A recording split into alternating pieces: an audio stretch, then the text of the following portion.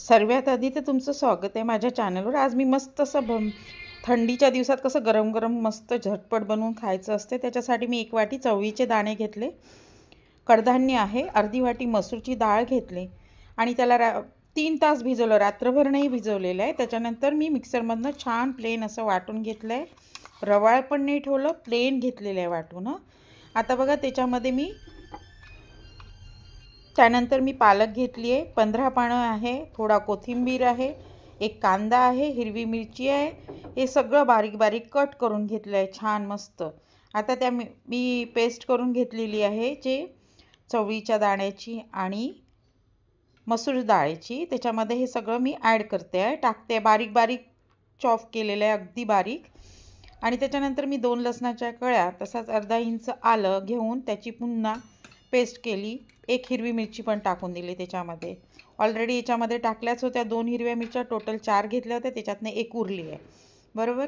आता बघा त्याच्यामध्ये बेसन टाकते, बेसन घेतलं आहे 1 वाटी, म्हणजे आता तुम्ही समजा की मोठ्या वाटीने मी चवळीचे दाणे घेतले, तसंच त्याच अर्ध्या वाटीने मी मसूर डाळ घेतली होती, तर मी बेसन घेतलं त्या वाटीने अर्धी वाटी।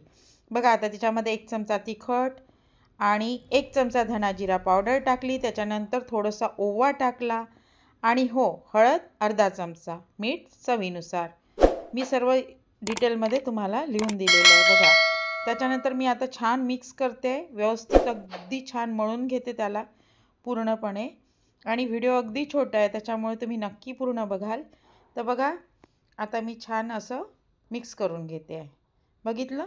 आता थोडंसं पुन्हा बेसन त्यातनंच उरवलेलं होतं, म्हणजे अर्धी वाटी जे घेतलं होतं त्यातनंच थोडं उरवलं, ते आता पुन्हा टाकलं, म्हणजे जेवढं बसतं आहे तेवढं टाकायचं आहे। पूर्ण तुम्ही एवढं प्रमाण घेतलं तर एवढं बेसन तर तुम्हाला गरजेचंच आहे। त्याच्यानंतर मी त्याच्यामध्ये 1 चमचा फक्त तांदूळाचं पीठ टाकलं। तांदूळाच्या पिठाने कुठलाही पदार्थ असो कुरकुरीत होतो, कुरकुरेपणा येतो, अदरवाईज तुम्ही रवा टाकू शकता, पण बारीक रवा हवा त्याच्यासाठी। बघा छान मळून झाले अगदी मस्त। आता मी त्याचे तुम्हाला वडे थापून दाखवते। तर बघा आता वडा थापायला घेतला आणि हाताला थोडं पाणी लावलं, त्याचं कारण हे आहे की पाणी लावल्याने आतून जो वडा असतो ना तो कच्चा राहत नाही आणि हाताला तुमच्या सारण चिपकत नाही। बघा आता किती छान असं मस्त वडे वळून घेतले। तोपर्यंत आता मी पॅन ठेवलं आहे गॅसवर आणि तेल गरम करायला ठेवलं आहे बघा।